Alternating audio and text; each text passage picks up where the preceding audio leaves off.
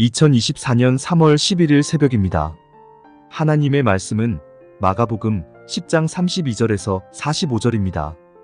예루살렘으로 올라가는 길에 예수께서 그들 앞에 서서 가시는데 그들이 놀라고 따르는 자들은 두려워하더라.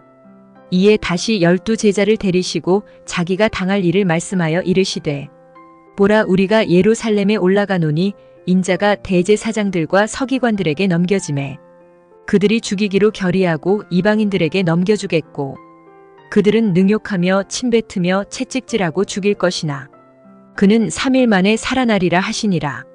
세베대의 아들 야고보와 요한이 주께 나아와 여짜오되 선생님이여 무엇이든지 우리가 구하는 바를 우리에게 하여 주시기를 원하옵나이다.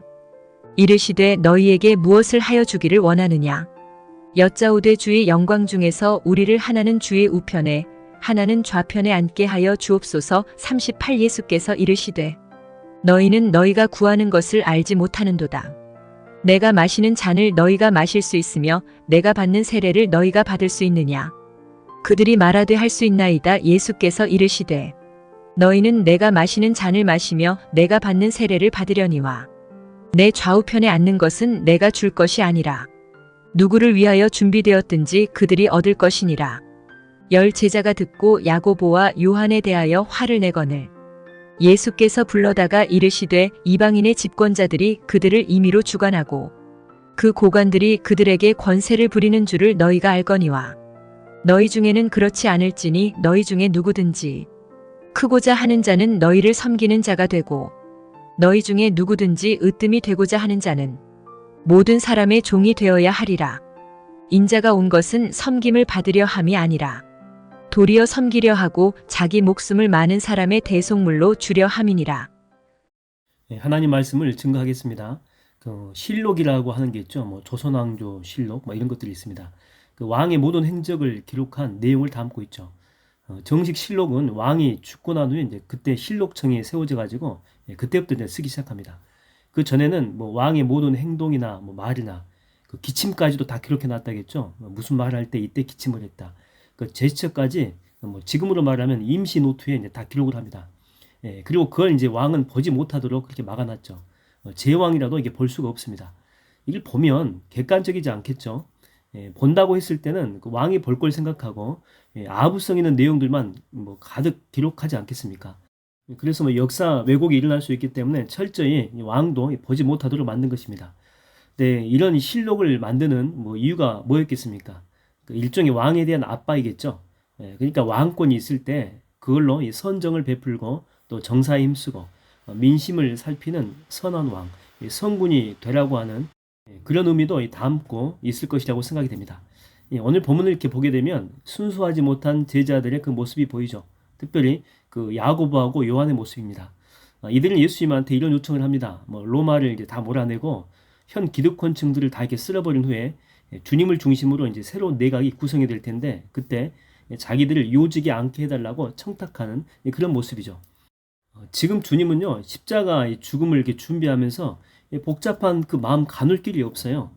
아무리 그 하나님의 아들이어도 그 길을 걷는 것은 결코 쉽지가 않습니다.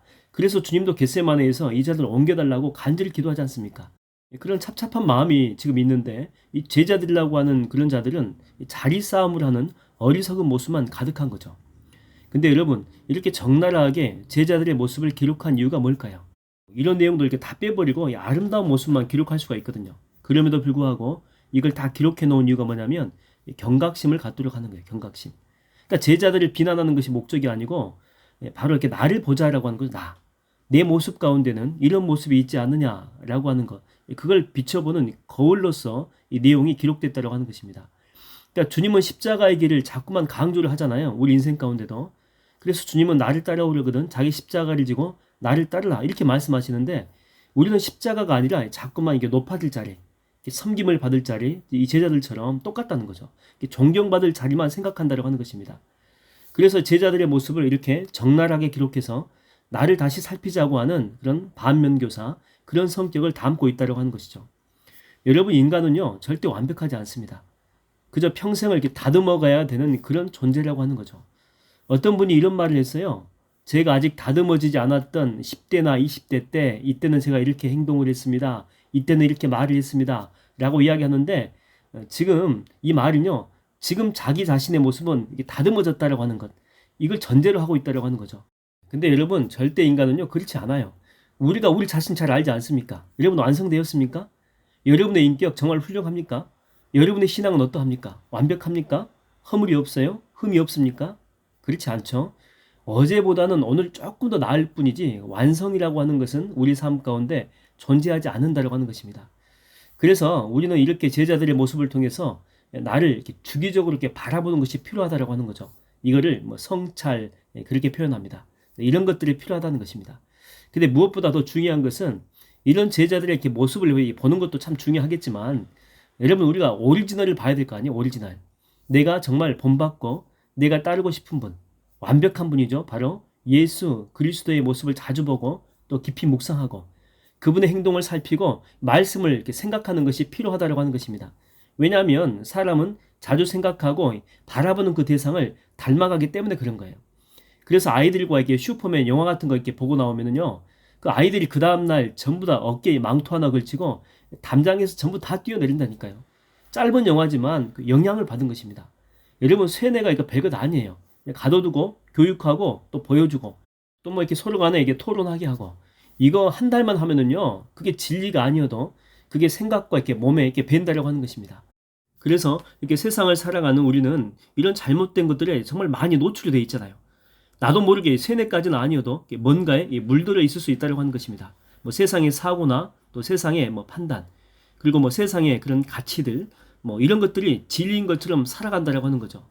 그래서 최소에 하루에 한 번 이상은 주님 앞에 단독자로 서는 그런 모습이 필요한 거예요. 그러니까 주님을 바라보는 모습이 필요하다라고 하는 거죠. 뭐 지난번에 그 평촌으로 뭐 이사한 집이 있어가지고 교회 식구들과 함께 다녀왔는데 그 집사님이 이제 그런 말씀을 하셔요. 그 새 집이거든요. 깔끔한데 근데 돌아서면 먼지가 그렇게 있다라고 하는 거죠. 어디서 그렇게 먼지가 생겼는지 모르겠대요. 근데 여러분 그 집만 그럽니까? 그렇지 않죠. 우리 집도 그래요. 우리 집도. 여러분 집도 마찬가지고. 청소해서 깨끗할 거야? 아니에요. 금방 돌아서게 되면 먼지 생기고 더러워진다라고 하는 거죠. 뭐 작은 먼지니까 괜찮겠다 싶어가지고 방치하게 되면 그게 먼지 덩어리가 됩니다. 그리고 더 커지게 되고 뭉치가 되고 또 심하면 냄새까지 난다라고 하는 거죠. 그래서 이렇게 자주자주 청소하는 것이 필요합니다. 우리 마음이 그래요. 깨끗하다 싶었는데 돌아서면요 얼룩이 있어요. 뭐 우울감이 있고 잘못된 마음들이 우리 가운데 가득하다라고 하는 것입니다. 그래서 순간순간 이 기도와 말씀으로 그리고 주님을 바라봄으로 영적인 씻김이 우리 가운데 필요하다라고 하는 거예요. 여러분 주님만이 오리지널입니다. 주님만이 우리 삶의 모델이시고 바라봄의 대상이 될 수 있다고 하는 거죠. 그래서 그 찬양 아시죠? 괴로울 때 그렇죠. 주님의 얼굴 보라. 평화의 주님을 바라보아라. 뭐 슬플 때도 마찬가지고 또 기쁠 때도 그래요. 기쁠 때 주님 바라보게 되면 기쁨이 배가 되고 또 교만하지 않게 된다고 하는 거죠. 그러니까 결국 주님을 바라보며 살아가는 사람은요. 인생에서 승리하는 삶을 살게 된다고 하는 것입니다. 여러분 오늘도 주님 바라보십시다. 그리고 주님과 동행하는 힘찬 월요일 아침 다 되기를 주의 이름으로 축원드립니다. 기도하겠습니다. 하나님 아버지, 오늘 또 우리가 주님만 바라보게 되기를 원합니다. 주님만이 오리지널이고 우리 삶의 모델이 되시고 우리가 닮아가기를 원하는 우리 삶의 원천이십니다. 그래서 주님으로부터 힘을 얻고 주님으로부터 용기를 얻고 주님으로부터 새 힘을 얻어서 오늘 또 승리하며 살아갈 수 있는 하루가 되게 인도하여 주시옵소서. 감사드렸고 예수님의 이름으로 기도하옵나이다. 아멘.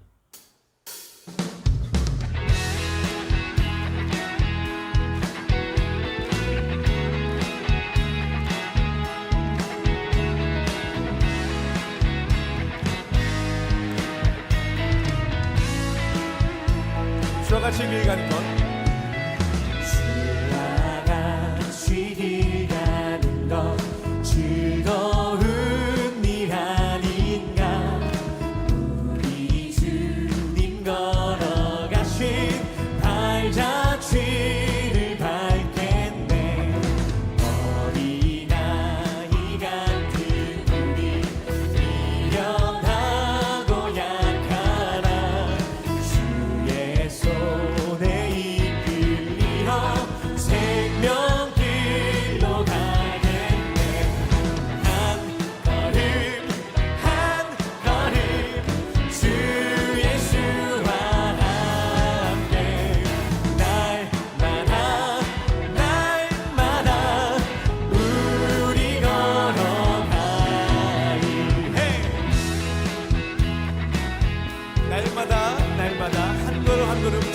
그리스도와 동행하며 걸어가는 우리가 되길 소망합니다. 할렐루야.